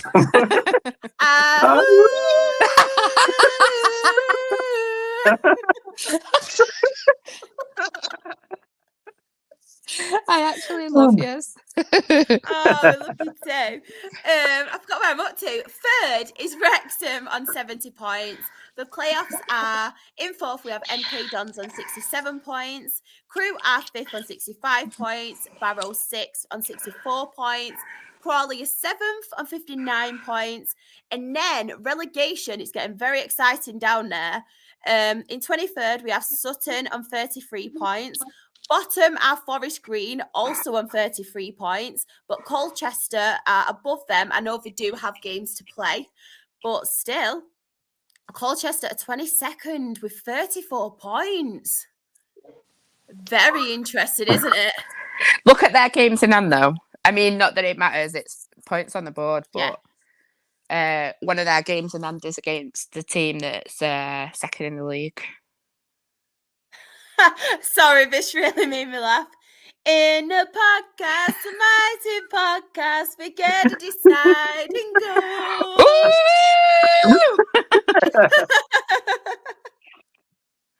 Oh, funny. Right, serious question now, and I apologise. Right, obviously, I'm a bigger girl.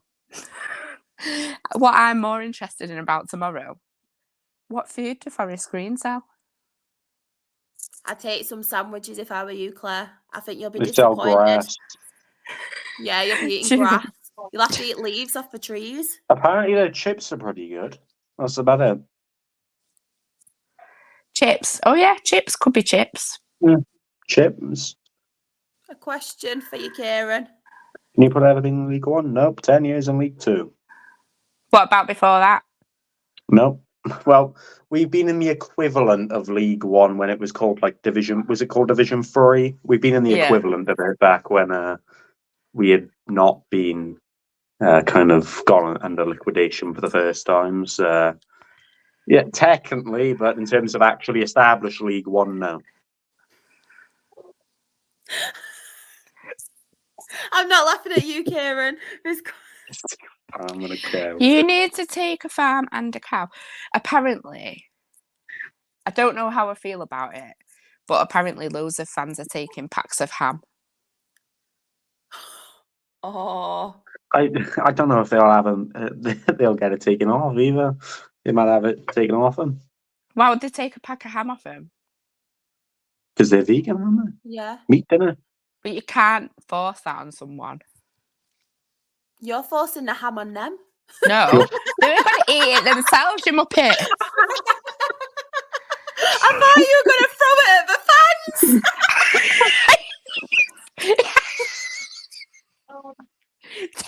you vegan.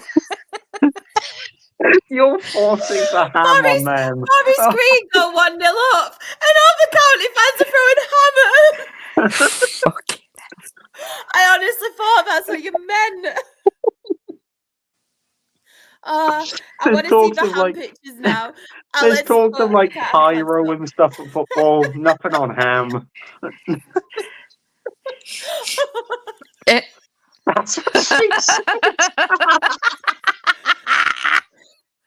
Sam has got a huge question. Did anyone ever used to watch the football cartoon The Hurricanes? No, definitely not. I'm trying to think. I don't think I did. What are you laughing at? Trying to think. Oh, forget tennis balls, bro ham. That's a protest. I've never seen one. Oh, this has been hilarious tonight. Unreal. Honestly. We have got now the National League. Big screen yourself. League. Big screen yourself and tell us about it. To be honest, it wasn't big screen. Yes. It wasn't very pretty, to be honest. It was one of them games where we didn't really deserve to win, but we did win, which was brilliant. Devante Rodney as well, scoring another goal. So that's amazing considering what he's been through. But Maidenhead, to say that they are a part-time team, they played really, really well against us. We looked quite rusty at times. They had the chances. Chapman, who obviously we got on loan from Huddersfield because obviously Tiernan Brooks was missing on international duty. He played very well. He made some really good saves against the Maidenhead forward. So that's a bonus. It looked really good as well in net, commanding the back line. It was really confident as well, which is something I think our defence does need because we've been lacking that since obviously Louis Molden left and went to Northampton. But yeah, all in all, a very good win for us because there's been times this season where we've been the better team but lost games. But with this one, we didn't look that good, but we still won. But the bad news is Cian Hayes went off injured. There's been no update on it. So I'm hoping, fingers crossed, it was just a precaution and he's okay now. But yeah, there's been no update on it, which is obviously... will he play, won't he play? You know how I feel about Cian Hayes. I think he's an absolutely amazing player. Massive shout out as well to Ryan East. He got man of the match on Saturday. And what a good midfielder he has been for us this season. Very underrated as well, Ryan East. But yeah, can't complain. Cannot complain. But just on the Rochdale... talk as well, we had some really positive news at the start of the week. It's looking like we have got an investor. It's none of the ones that we're all expecting, the American ones. It's actually a local businessman from Rochdale who's got his own, I think it's computer company. He's got his own physics like stuff as well. He's somebody who wants to put money into the community trust, into the club. Apparently, from what we've seen, is quite a wealthy man, but he's come out and said that he doesn't want to just come and just spend all this money. He wants to do the short term of kind of sustaining the club and getting us to financially be okay, which is great. Yeah. He's also said as well, before all us fans get ideas of like throwing money at the league next season, getting promoted, he just wants us to kind of level ourselves out. He wants to put money into developing players. He wants to put money into obviously the community trust as well and kind of getting that whole community feeling back because obviously he knows us well. He's a Rochdale man, a local man, which is absolutely amazing. And it's just really, really positive. Obviously, I'm not going to get ahead of ourselves because it's not signed, sealed, delivered yet. But fingers crossed it will be. But it's actually putting the funds in for us to carry on for this month because obviously our chairman turned around and said we could be liquidated at the end of March if obviously funds aren't available. This new businessman has been able to kind of financially get us through to next month. So then it'll be end of season. So that's massive for us. So we are going to finish our season off. And then, yeah, hopefully, fingers crossed, it will go through. But it's looking very, very positive. And it was a little bit of a shock, really, because we all thought, and from what we've all seen like online, it was a couple of Americans who were involved in wanting to take us over, different American companies. So it's really nice for somebody who does have the links to Rochdale and kind of has that like emotional, like Rochdale thing, and knows the town quite well, Yeah. to want to be involved with us. So yeah, hopefully, fingers crossed, it's looking obviously better on the pitch, and we're gaining points on the pitch now. It's looking like we're going to be safe as well. I know there's a few games, but we're kind of getting a gap between the relegation and like where we are in the league now. So yeah, it's looking very positive, very positive. So fingers crossed it does happen. And there's a couple of Rochdale fans in the chat. Full-time FM has put Dale have a billionaire. Yeah. I can't say that word. Is it philanthropist? Yeah. Peter Ogden. We have got as well. Dietrich has put, honestly, can't wait for the day we play Rochdale again and really hope everything gets sorted for you, Shah. Have a huge soft spot for Rochdale, so always want them to do well and have success. Love that. Sam has put Dale on the up. Dale on the up. No. Dale on the up. I hope so. Just going back to the chat as well. Oh, Tranmere Rovers fan, Shari's right, we need to get the club stable. Let's just hope. Yeah, I'm happy with that, to be fair. I don't want him, like, it's always nice to kind of have someone who does have ambition and wants to get us promoted out of obviously the league and back into the Football League. But I do like the thought of him wanting to kind of stable the club and then push on. I would honestly happily take that. And the way he wants to kind of adapt players and kind of put his money into the whole community, because I think that's what we need, Rochdale, because we don't have that many fans compared to the other local teams around us. We are a very small club compared to a lot of the other local teams around us. And I think if obviously we work on the community side, like we used to when Keith Hill was in charge, we did get that extra few fans and stuff. And I'm not hoping... just that though, the way that you've kind of progressed youth as well in the past. 100%. We've been massive for youth. We've got Ethan Pye is a massive player for us, and he was recommended by Mike Flynn when he was coaching in your academy. So you've got a lot of kind of infrastructure to do things the right way. So I just hope that it works out for you. Thank you. It's looking promising. Obviously, like I said, it's not 100% like signed on the dotted line yet, because it does take a while. But from what you're hoping with him, also having all these businesses and things and having somebody behind him, it should hopefully pass the fit and proper test. Yeah, got a bit about him. We've known people in the past who haven't had that and have passed it. So you'd hopefully think that it will. And you've got hope as well, given the FA are in the middle of fining clubs and apprehending clubs. You'd hope that there's a little bit more about the fit and proper test now to make sure they actually are fit for purpose. Definitely. But enough on Rochdale. As I mentioned, on Friday we have Gateshead away, which I would be more than happy with a point away at Gateshead, because they are playing some really good stuff. I think if we do have Kean Hayes for that game, we could get a point, or hopefully kind of play better and try and get something from that game. If we don't have Kean Hayes, I think we will struggle. We've got Sam Mather, who's obviously from Manchester United Academy. He's been playing some really good stuff at the minute, but I just think we need Kean Hayes to kind of get anywhere in that game. I think if we don't have him, we will struggle. Obviously, Devante Rodney has scored in his last 3 games, I think it is, for us. So he's doing really well. At the minute, Cairo Mitchell, obviously. I think Tyree Sinclair's back on the bench, so that should be a massive like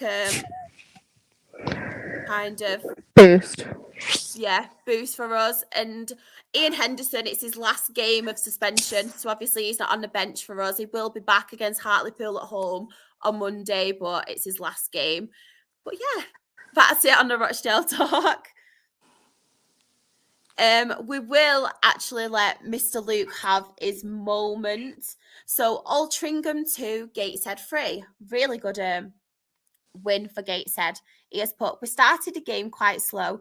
It did show when Altrincham scored the first goal of the game, but as the game grew, we became more stronger. Sorry, my button. More stronger. It paid off in the end, scored 3 goals in the second half after being pegged back twice in that game to win. Overall, a bad start, but a good way to end the game. They're smashing it at the minute, Gateshead, aren't they? Yeah, and Altrincham have been doing well, so to get the win away there is pretty impressive. Sorry about that. I just had a bit of a coughing fit. Did you? Yeah. Mr. Luke has put a huge win for our playoff charge. Come on. Shah, does Brooks come back in? I don't think Tiernan Brooks does get back in, to be honest. To be honest, I think he's been playing okay. We've not kept many clean sheets. I think he's struggled at times, but I just think you can't really drop Chapman after his performance at the weekend, and he got a clean sheet as well. And I just think Chapman has got a bit more about him and the command in the back line, as I mentioned. I think he's more fitted to us at the minute, especially in these big games like Gateshead and Hartlepool. I would sit with Chapman 100%. That's no disrespect to Tiernan Brooks though, because I think he is a good keeper. Just looking at the chat as well. If any National League fans are in here, please. Tell you what, while you read it through to see if there's any comments, Yep. That's an amazing home win for Barnet. I know Dorking are struggling, but 6-0. And as well, I guess there was a bit of pressure on him because we will obviously get to this, but if they didn't win, then they knew that Chesterfield would win the league anyway. Yeah. But obviously they were going to win it, but and for them it's now about finishing as high up in the league as they can, because obviously in that league you want a home advantage in the playoffs. So yeah, really good win. And I believe that the Dorking fans want rid of the manager, but how does that happen when he's the owner, chairman, manager? Like, he's not going to sack himself, is he? I'm pretty sure. Was this the thing where where he said in like his post-match interview that some players will never be playing for the club again, and he's Dorking have released a player today that featured in that game and everything. So I mean, it's a progressive loss in one way because it's one of the results where it really should merit change, shouldn't it? But I think that the way that the Dorking manager went about it and the way he kind of explained it, it was harsh. But I think when you're losing 6-0 away, I think that is quite fair. I think the thing is with him, he is straight to the point, and he is whether it's good or bad. So I suppose you can't expect much else. But I still love him. But I guess the main thing that we've got to do is praise Mr. Ashley John Palmer, who has won yet another promotion, yet another league title. Obviously, it's all about Ash Palmer. Well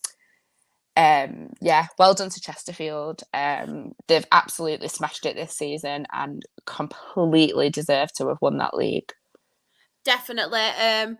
I just wanted to say as well, massive well done to them, because I know we come on the podcast and we have a massive joke, don't we, because they were so far ahead. But fair play to them, because they have absolutely smashed it, haven't they? Like the players they've got as well. They've got some fantastic players as well who I think could do a good job in League Two. Yeah. You can't really say much else, really, can you? And they've absolutely been fantastic. And I tweeted it as well. I said, fair play to him all season. They've been fantastic. I know towards the end, they kind of struggled a bit, didn't they? They were kind of in holiday mode a bit, but they could afford to, obviously, because they were about far ahead. Yeah, but, get on the beach now. Yeah, absolutely brilliant. Paul Cook as well, really good manager. For a gritted teeth, I'll agree to that. Yeah. Really good manager. But yeah, how do we think they're going to do in League Two? Obviously, I know they've got a massive summer ahead of them, but with the players they've got now, do you think they could survive in League Two? Yeah, I think they need to probably strengthen a little bit, but Yeah. I think with the team they've got, they'd be mid to bottom half of the table, but they strengthen a little bit. They could come on and surprise a lot of people. Definitely. I think they've got some really good players. I know Yeah. Will Grigg is obviously, I think he's out for the rest of the season. He's got an injury. But they've got like Ollie Banks, they've got Dobra. He's a very good player. I don't know if any of you have seen him, but what a player he is. They're just really good. They completely deserve it, to be up there for the whole time of the season that they have. To obviously go and they just completely deserve it. Especially after last season, it was that they were really fighting against two of arguably the better teams you'll ever see coming out of the National League. But yes, I said two of the better. That does mean that Stockport can fit in that bracket. You can be in with Wrexham and Notts. That's fine. But no, I think a few things that were brought up by a few Chesterfield fans that I've seen is that they might need more kind of immediate experience in EFL football within League Two, and that they can overall improve their facilities in youth players and everything. Of course, you get a significant amount more money being in the EFL than you do in the National Leagues. It looks to be going on the up for them. I think with the team they've got right now, I have pretty much 100% confidence that they would survive. I don't think they'd be, challenging for promotion and everything, but I think what Claire said, kind of bottom half, I think they would finish with that squad that they've got right now. Yeah, I think they'd be a pretty steady team in League Two if you strengthen a little bit, and obviously with Paul Cook as well in charge, I think they'll be quite a steady League Two team. But yeah, well done to Chesterfield. We have got Paul as well, bless him, in the chat. Eastleigh won, Hartlepool won. He's our Hartlepool fan.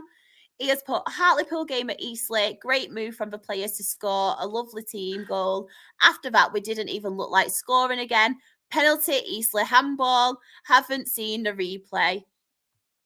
Jameson, the goalkeeper, got man of the match as Eastleigh easily should have won at the end. And this is sad as well. He's also put, him and Mr. Luke were chatting, and he put, I fear for a double relegation. I genuinely cannot see where another point is coming from with our fire. Is that supposed to be five? Dyer, maybe? Dyer. Yeah. With our Dyer performances. Oh. I can't see them going down. I don't think you'll go down, but I think there is a big couple of weeks ahead for a lot of teams. A lot of teams. Yeah.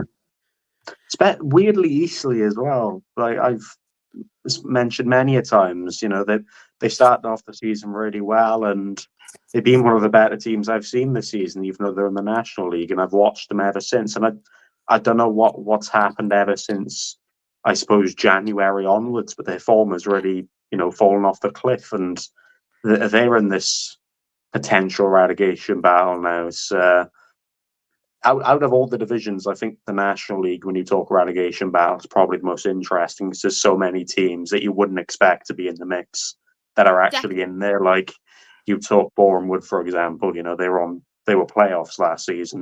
They've been knocking on the door of that for ages. So what are they, 20th at the minute? It's really weird to see. Definitely. And just on the relegation talk as well, we have, unfortunately, after their loss against AFC Fylde, Oxford City, bless them, did get relegated.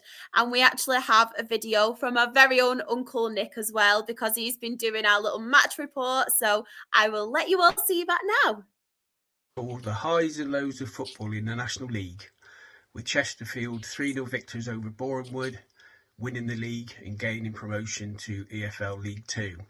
Whereas Oxford City, at the other end of the table, suffered a 2-1 loss to AFC Fylde, which leaves them bottom of the table and relegated after their first season in the National League.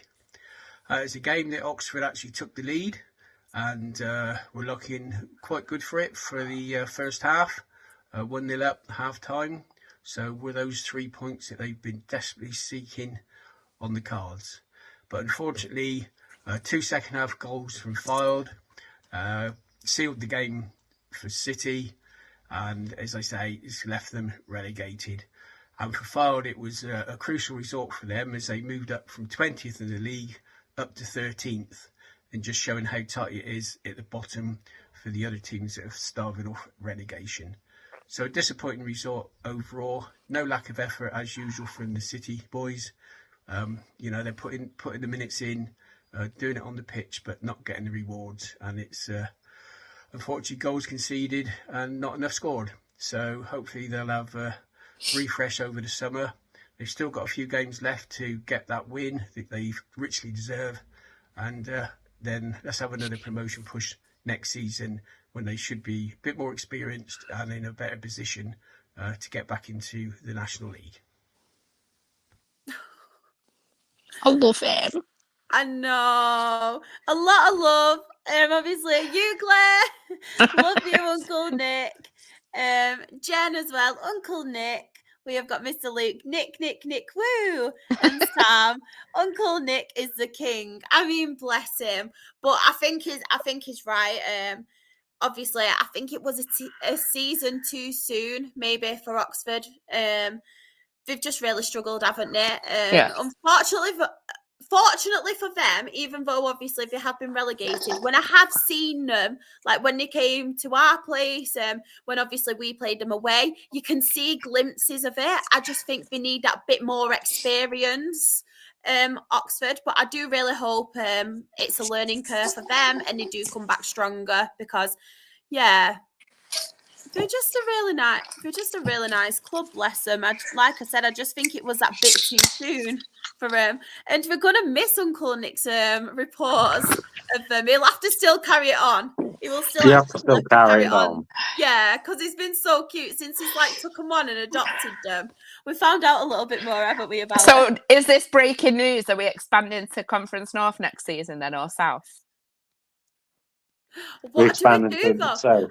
Well, I actually thought that, but then I thought if we do that, I'd actually have to be part of a National League show and then I'd have to leave yous with the EFL. No, we can spend 10 minutes at the end. Yeah, just make it. Sorry.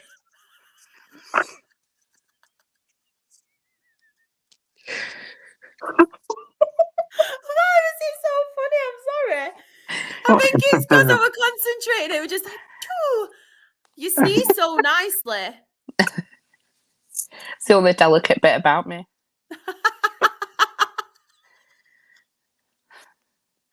Oh, bless him as well, Ends. Great stream.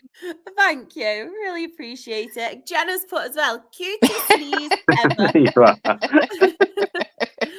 Leah's put, don't worry, Nick. Oxford City will win the National League South next season. I hope so. Just for Uncle We need to expand. Support. No, we need to expand now to the National League. Going up again. Oxford's going up again. Woo! Don't take it out of context because Nick might think that it's Oxford United you're referring to, and he won't be too clear. I know. But actually, everyone, if you want us to spend a few minutes at the end next season on National League North and National League South, tag Josh in. So it's Absolutely Josh on Twitter. Tag him in and tell him that you want to see National League North and National League South included. Because you know what really upsets me about that? I quite like Dover Athletic who play in National League South. Which is, I know it's a really weird team to like. Oh, it's because of your girlfriend, isn't it? It is, yeah. She is over there, and I've been over there, and I've chatted to a good few of the players, and they're all really nice. But yeah, so the issue regarding, of course, National League South is they're 24th, they're bottom of National League South, and they that's an extra loud laugh. I'm trying not to laugh. Is it me? No, it's just when Kieran said, I've talked to some of the players and they're really nice. They are really nice. It's not that. It's not that. The other day, okay, one of our old players from the Conference North days, he appeared on my Twitter, and I've not followed him for years, but I came across this tweet, and basically it says, "Is there any danger of your Sam deleting them comments, trying to ruin my chances of getting anywhere?" And basically, he was about to join Halifax, and there was loads of rumours, and Sam literally commented saying that he's not very good, and is probably good for a team that are not competing.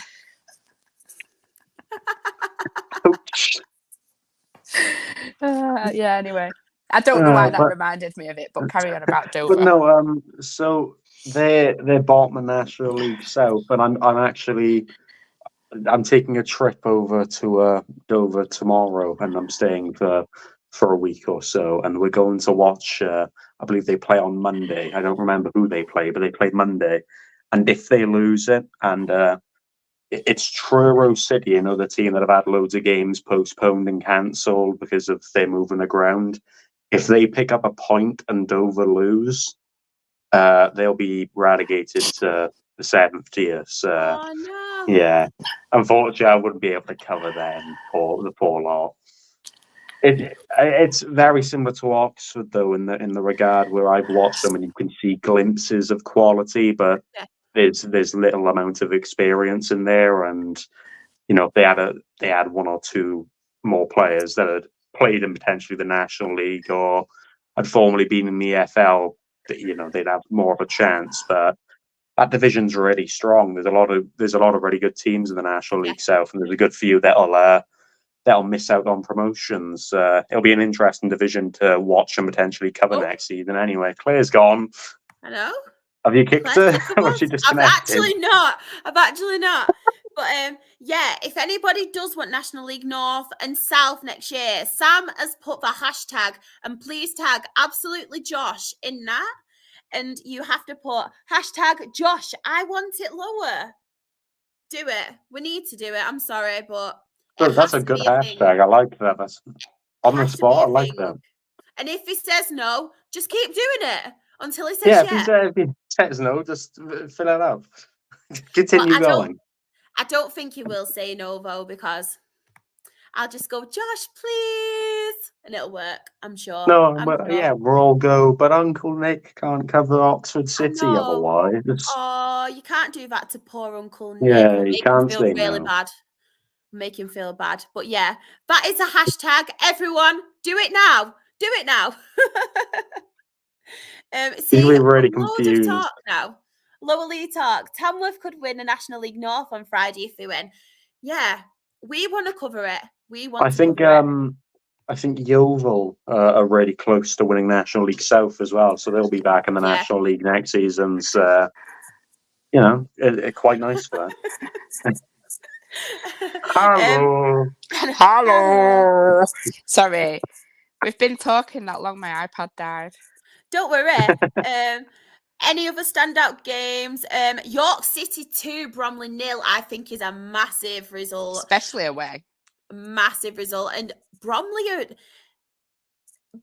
Barnet frustrate me because I feel like they're losing games, but they never seem to move anywhere.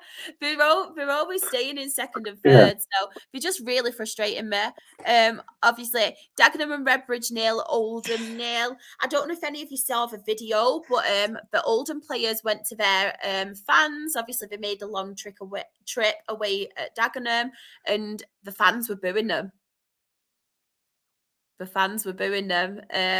There's a lot of Oldham fans who are getting very frustrated now. Are they just outside the playoffs? They're just outside of it, aren't they? Yeah, Mickey Mellon, a lot of Oldham fans did want him, even though he doesn't play attractive football. Obviously, he's got the experience in National League. He can win games, but I feel like they're getting frustrated because they have spent money. They have got quality players, but the performances aren't really showing that. So yeah, Oldham fans are getting very frustrated at the minute.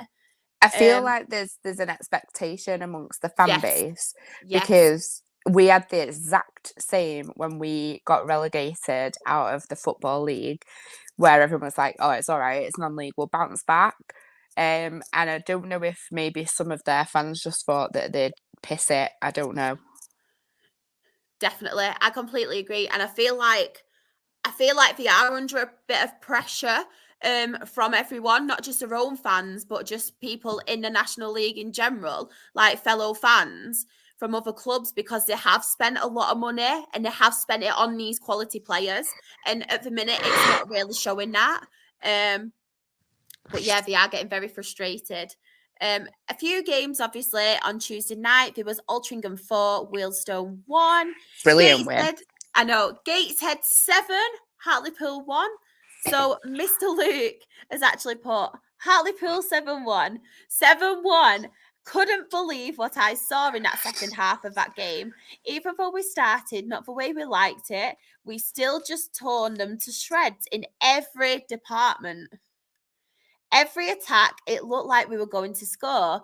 Midfield was immense. Probably the best I've seen it this season. And a shame we couldn't keep a clean sheet. Oh, you poor thing, not keeping a clean sheet, but only scoring 7. You poor thing. Paul, bless him, obviously our Hartlepool fan, Port, we just sat back and invited you to attack. Never have I ever seen us sat so deep. Then Mr. Lucas put, I feel quite bad for Hartlepool. Having to witness a 7-1 defeat away from home isn't a nice feeling at all. At least they didn't have a long trip home. I know, that is true. That is true. He's also put, got Shah's favourite club next tomorrow. Cannot wait for that game. We might end up falling out whoever loses that game. But let me know if you are coming, Shah. We'll have to say hello. Unfortunately, I am not coming to the game tomorrow. I'll be at Monday's game, but I'm not going to Gateshead tomorrow. I'm gutted I'm not, though, as well. I really wanted to go to that game. But as I said... I'm not going to Colchester because he'll probably be bastard called off. Oh, bless. Paul, our Hartlepool fan. Mr. Luke, my match report is in the live chat for Hartlepool. Yes. We have just seen it. And Aled has put, I've experienced us losing 7-2 at home against Gateshead. I remember us getting beat 7-2 by Rochdale back in the day. I know, I went to that game because I remember it was really funny actually because my dad... No, it weren't. No, from this point of view, my dad's point of view, bless him, is honestly, he went home and away. He went home and away games religiously, and then he went to St. Lucia to go and watch the Cricket World Cup. So he missed this game, and he'd never ever seen us win against Stockport. And me and my cousin went to this game, and she drove there, and he phoned me because obviously the time difference and stuff. He phoned me and was like, "All right, I've not seen any of the results. How did the game go?" I went, "Dad, we won 7-2." He went, "Charlotte," he went, "Stop it, seriously." Well, he called me Lottie because he calls me Lottie. It was like, "Lottie, seriously, stop it." He went, "How did we do?" I went, "Dad, I swear we won 7-2. He went, "Bloody hell." He went, "The time I go on holiday, we beat Stockport 7-2. I think he still had a good end of the bargain being in St. Lucia. Oh, he did, to be fair. Yeah. I remember it as well because we actually had Adam Lafondra on loan, and then obviously it went back to use. And I think when the season ended, that was when we then signed him on a permanent deal. But yeah, he was one of my favourite players for Dale, Adam Lafondra. Thank you for him, Claire. Living his trade in Sydney now. He is. Oh, no. Is he not in Scotland? Oh, yeah, he is. And he is. Plays for Hibs. There was loads of rumours about him coming back to us. Yeah, you're right. I see his mum all the time. She works in Boots in Stockport. I love Adam Lafondra. She used to work with me. Oh, look at that. And then the last game, Solihull Moors 0, Southend United 3. We've all got a soft spot for Southend after We what's do. happened this season. We have, but look now. We've not now because they've gone above us. You're still in hell, look at It's all that. fine. With their points deduction as well. I know. But as They're you can all 10-point, see, wouldn't it? as everybody can see, we have got new colours on the league table. So Chesterfield are in a brighter yellow because they have won the National League. So hats off to them. Well done. Well done. We'll give you all a clap. Amazing from Chesterfield. Obviously won the league and have been promoted on 95 points. Barnet are second and they have 74 points. Bromley are third on 70 points. And we have Gateshead in fourth on 66 points. Solihull Moors are fifth on 66 points. Altrincham are sixth on 64 points. And Aldershot are seventh on 64 points. And then in the relegation zone, sorry, I'm losing my voice. In 21st, we have Boreham Wood on 44 points. Kidderminster are 22nd on 43 points. Dorking are 23rd on 42 points. And poor Oxford City, they have been relegated, unfortunately. They are bottom of the table on 29 points. But how close is it still, that relegation battle? That's mental. I know. Absolutely mental. 6 points between 12th and 21st. That's it. I know. Mad. I don't know. Sam as well has put Chesterfield win the Super Capitals. Yes. I feel like they should have an exclamation mark as well. There we are. I'll just put loads of exclamation marks next time. Alex has put, go get that promotion, Mr. Luke. At least some people here are going up. He's put fourth. Jen has put some away days there at the top. Announced Hartlepool's relegation. No. They're not going to go down. We have confidence. You're not going down. I think your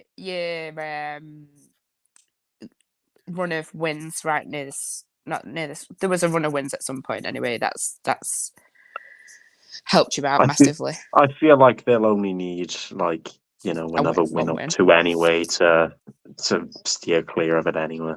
Yeah. Definitely. But how mental is that? Mental, mate. Mental. Yeah. So for anybody listening on audio, we have in 12th, we have obviously Dagenham and Redbridge, they have 50 points. AFC Fylde and Hartlepool have 49 points in 13th and 14th. Woking have 48 points. Wealdstone, Ebbsfleet and Eastleigh all have 47 points. York City are 19th and they have 46 points. Maidenhead 20th on 45 points. And just below them, we have Boreham Wood on 44 points, Kidderminster on 43 points, and Dorking on 42 points. God, it's going to be a fun end.